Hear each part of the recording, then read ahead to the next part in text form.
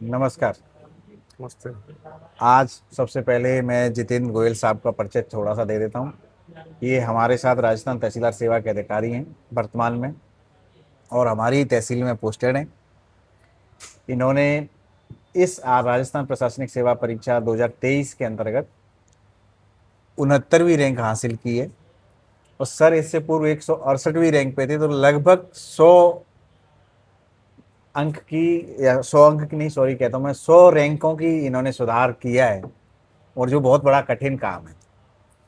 कठिन काम इसलिए क्योंकि जब आप टॉप 200 के आसपास होते हैं, टॉप 100 के बिल्कुल। आसपास होते हैं, उसके बाद सुधार लाना बहुत कट डिफिकल्ट होता है। बहुत डिफिकल्ट होता है। आप मतलब अब हीरे को और कितना तराश आ जाए, है ना।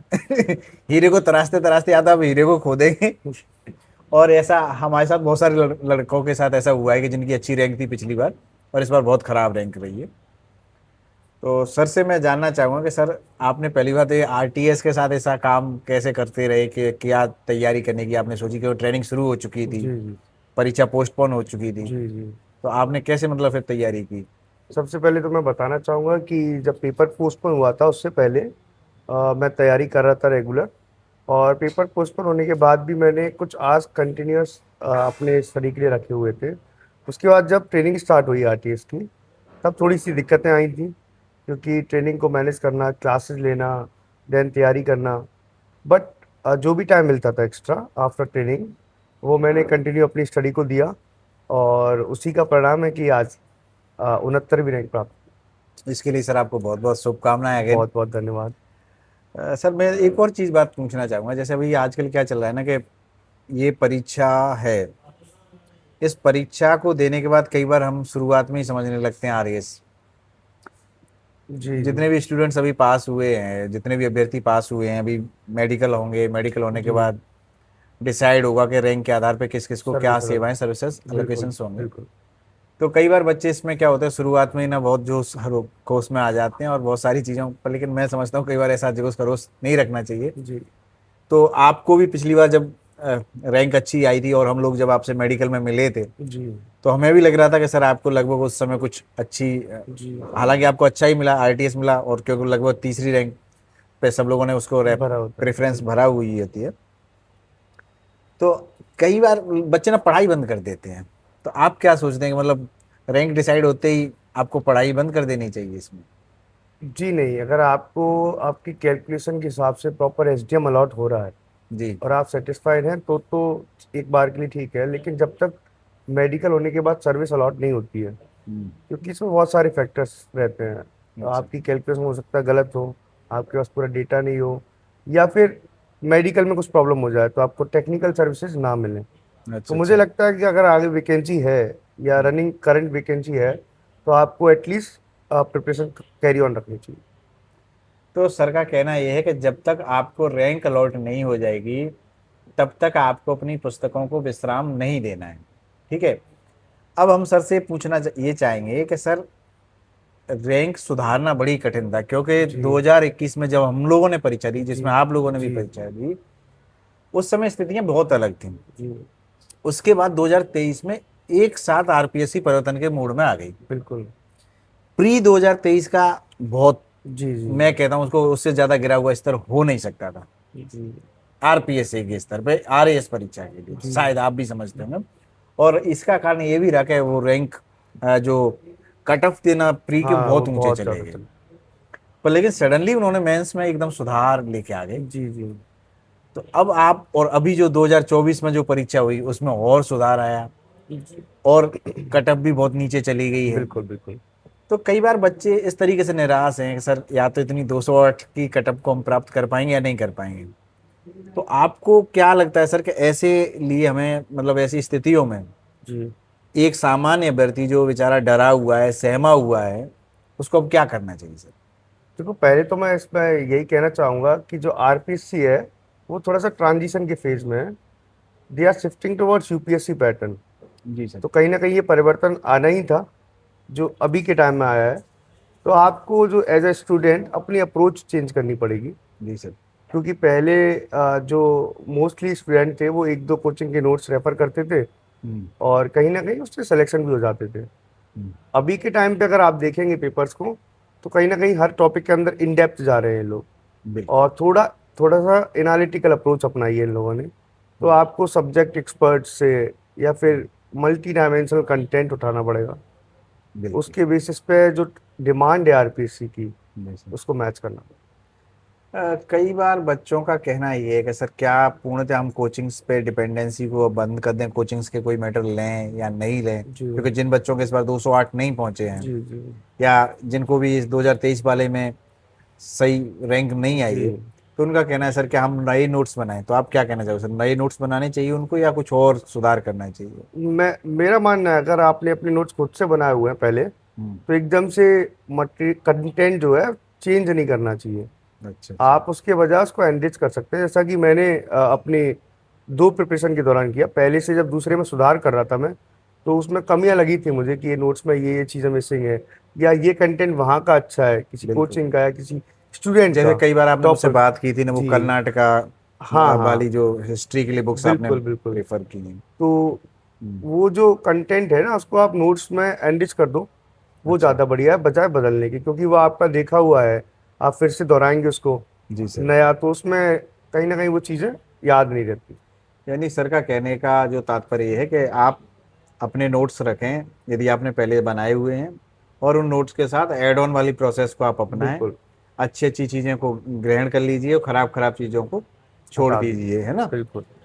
अब सर मैं आपसे ये भी जानना चाहूँगा कि सर आपकी जैसे बुक लिस्ट में कई बार बच्चे बहुत सारी बुक लिस्ट पे बात करते हैं, तो मोटा मोटी जो बुक लिस्ट में मैं आपसे कुछ छोटी मोटी जो आपको अभी याद हो, वो आप जी। मुझे बता देंगे तो शायद हम समझते हैं इसके साथ ये चीज़ें दूर तक जाएंगी। बिल्कुल बिल्कुल, मैं अपनी बुक लिस्ट में आपको मेंस से स्टार्ट करता हूँ मैं। जी सर। मेंस में अगर पेपर 1 की बात करें अपन, तो हिस्ट्री के लिए मोस्टली मैंने तमिलनाडु बोर्ड के टेक्स्ट बुक्स आते हैं। अच्छा अच्छा सर। हाँ, उसके अलावा नितिन सिंघानिया सर की फाइन आर्ट्स की बुक्स आती हैं, ये जी सब रेफर करी थी।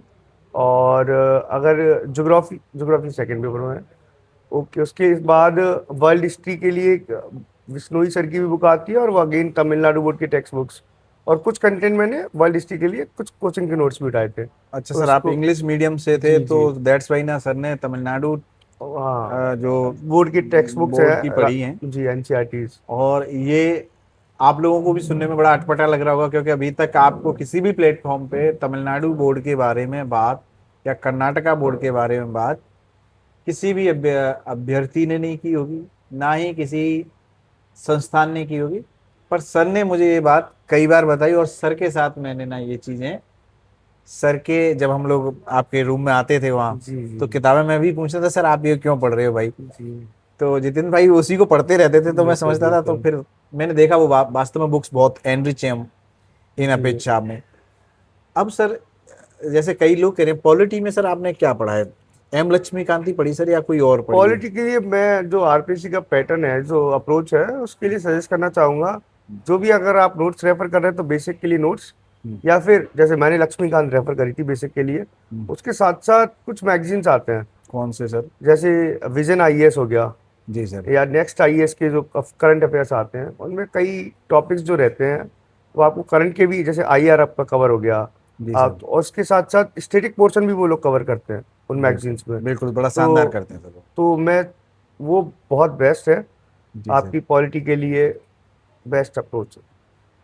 अच्छा सर, अब मैं आपसे ये पूछना चाहूंगा कि जैसे कोई अभ्यर्थी अभी शुरू करना चाह जी। रहा है, तो टेस्ट सीरीज लोग ज्वाइन कर लेते हैं। बिल्कुल। टेस्ट सीरीज की बड़ी बाढ़ आ रखी है। जी जी हर कोई अभी टेस्ट सीरीज की बात कर रहा है, मैं भी टेस्ट सीरीज की बात करता हूँ। जी तो सर ऐसे में बच्चे को टेस्ट सीरीज ज्वाइन करनी चाहिए, या यदि उसने ज्वाइन की है तो उसका मैक्सिमम लाभ कैसे उठा सकते जी हैं, जी। या बच्चे क्या गलती करते हैं आपको ऐसा महसूस होता है, वो आप थोड़ा सा हमें जी, बताएंगे तो बिल्कुल बिल्कुल। हमारे साथियों के लिए बड़ा बढ़िया रहेगा। जैसा कि बीन्स जो है ना, सब्जेक्टिव है। हम्म। तो सब्जेक्टिव में आपका इम्प्रूवमेंट, और आरपीसी का जो पैटर्न है, वो नए नए क्वेश्चंस आना, वहाँ पे आपको कुछ ना पता होना क्या लिखना है, तो उसकी प्रैक्टिस बहुत ज़रूरी है। Different different test series available है मार्केट में, मैं किसी की कोचिंग का नहीं कहना चाहूँगा। आपको जो अच्छी लगे वो आप ज्वाइन करें। बात है कि आप उसको सिंसियरली लिखें, क्योंकि इसमें बहुत सारे ऐसे क्वेश्चंस आएंगे जो आपने नहीं पढ़े होंगे, पर उनको टैकल करना है, छोड़ के नहीं आना है। क्या लिखना है, किस तरह जी से सर। उसको अप्रोच करना है, तो वो बहुत इम्पॉर्टेंट है। दूसरा, टेस्ट सीरीज का रोल जो है वो बहुत ज़्यादा इंपॉर्टेंट है। अगर आप कंटिन्यूस टेस्ट पेपर्स लिख रहे हैं, एक तो वो आपका paper with in time complete करा देगा। जी सर। दूसरा जो रहता है कि अब कुछ क्वेश्चन में पता ही नहीं है आपको क्या लिखना है, तो वो एक हैबिट हो जाएगी टेस्ट सीरीज लिखते लिखते कि आपको किस तरह से अप्रोच करना है उसको, इसीलिए। यानी जो अनएक्सपेक्टेड चीज़ें वो बिल्कुल आप हैंडल कैसे करते हैं, वो चाहे आपकी टेस्ट सीरीज हो बिल्कुल। और चाहे आपका प्रशासन हो, जी चाहे आपकी जिंदगी हो, बिल्कुल बिल्कुल। आप अवांछित मुद्दों को कैसे टैकल करेंगे? कैसे हैंडल करते हैं, बिल्कुल कैसे टैकल करते हैं। क्योंकि सर आपने पिछले 1 साल में तहसीलदारी में से बहुत सारे अनुभव लिए हैं, जहां हम साधारण रूप से गए और सडनली पथराव हो बिल्कुल जाता है, बिल्कुल उसके बिल्कुल। बाद फील होता है कि इस समय सिचुएशन हम क्या कर सकते थे, क्या हम पुलिस बल का उपयोग करके ज्यादा उल्टा नुकसान तो नहीं कर लेंगे हाँ कई सही बार। बात। टेस्ट सीरीज के लिए मैं तो एक कोट भी, कोट है जैसे कि वो बहुत सटीक बैठता है। The more you sweat in the practice field, less you bleed in the battle field. ये सर मतलब मैं आपको कहना चाहूंगा कि मैं फौज में था तब भी मैंने जी इसको जी। पढ़ा है। मैंने जब मैं असिस्टेंट कमांडेंट के लिए गया था वहां पे भी पढ़ा बिल्कुल है। बिल्कुल। राजस्थान पुलिस में जब सब इंस्पेक्टर के लिए आरपीए में रहा तब जी भी इस जी। बात को पढ़ा है। और सर अगेन ये बात आज आपने पुनः की है, तो ये हमेशा ध्यान रखिए कि जो शांति काल में ना, मतलब पीस टाइम जो होता है ना आपके पास, तब आप मेहनत करते हो, पसीना जी बहाते हो, तो आप युद्ध के समय पे, कठिनाइयों के समय पे आप उन चीजों को आसानी से हैंडल आसानी कर से कर, सकते हो। यही बिल्कुल। सर का इंग्लिश में जो आप सर ने जो कोट कही उसका मतलब था। और सर अब अंतिम प्रश्न मेरा आपसे ये रहेगा सर, जी आपकी इस पूरी प्रोसेस में आप किस किस को अपना धन्यवाद ज्ञापित करना चाहेंगे सर? बिल्कुल बिल्कुल। जैसे कि ये वाला जो अटेम्प्ट हम्म, था, मेंस तो मैंने आरआरटी से दे दिया था, उसके बाद इंटरव्यू जो था, मैं उस समय फील्ड जॉब में था, जी सर। तहसील में नायब तहसीलदार लगा था। तो उस समय मेरे साथ के नायब तहसीलदार विनीत जी, हम लोग साथ में बैठ के इंटरव्यू डिस्कशंस करते थे। जी तो सर। उससे मुझे काफ़ी हेल्प हुई मेरे इंटरव्यू थैंक यू में। सर। जो एक तैयारी की अप्रोच थी, क्योंकि ज़्यादा टाइम नहीं मिल पाता था उस समय, फील्ड में कैंप्स वगैरह जो चीज़ें थी, जितना टाइम मिला हमने साथ में बैठ के डिस्कस किया। इसलिए मैं विनीत जी जो नायब तहसीलदार जी हमारे साथ बहुत के, बहुत धन्यवाद बहुत सर। बहुत धन्यवाद देना चाहूँगा। और सर अभी एक जो आप, मैंने अभी आजकल आपका एक फोटो देखा है विराज ग्रुप के जी साथ, जी जी। तो ये विराज ग्रुप के सर साथ आप बिल्कुल मार्गदर्शन और मेंटरशिप आप जो दे रहे हैं, बिल्कुल। उसमें आपका क्या योगदान है सर? विराज ग्रुप के बारे में मैं बताना चाहूँगा। विराज ग्रुप एक उभरता हुआ प्लेटफॉर्म है, जो आपको जो डिफरेंट डिफरेंट एग्जाम्स हैं, लाइक रीट, जी सर। आगामी समय में ईओ, पीएसआई, और भी डिफरेंट डिफरेंट एग्जाम्स हैं। इसका मेन जो पर्पज़ है वो बहुत मोटिवेटिंग है, कि जो आपके डिप्राइव्ड रीजन्स हैं और डिप्राइव्ड एरियाज के स्टूडेंट्स हैं, और दूर दराज इलाकों के बच्चे जो जी सर। कॉस्टली मटेरियल अफोर्ड नहीं कर सकते, उनके लिए एक प्लेटफॉर्म है। और सबसे खास बात इसकी ये है कि यहाँ पे आपको टॉपर्स, डिफरेंट मेंटर्स जो कि जी अलग सर। अलग सब्जेक्ट के एक्सपर्ट्स हो सकते हैं, जी कि सर। गाइडेंस जो है वो जी एक सर। प्लेटफॉर्म पे, जिसमें विनीत जी खुद एक मेंटोर के रूप में हैं जी सर। और हम भी अवेलेबल हैं। जी सर। तो जो अप्रोच है आरपीएससी की, कि आप different different multi dimensional approach जो है वो आपको एक प्रोवाइड करके देगी। आपका सर आज के लिए बहुत बहुत धन्यवाद बहुत बहुत सर, धन्यवाद आपका। आपने हमें समय दिया। तो दोस्तों, ये हमारे साथ थे जितेंद्र गोयल साहब, जो रैंक 69, और पिछली बार इनकी रैंक थी 168। पूरा लगभग 100 रैंक का इन्होंने सुधार किया है। और हम आशा करते हैं सर को आगामी जो भी सर्विस अलॉट अलॉट हो उसमें सर बहुत अच्छा करें, थैंक और यू। आपका जीवन सर सुखी और समृद्ध रहे। धन्यवाद सर। बिल्कुल, थैंक यू नमस्कार thank you sir. Thank you.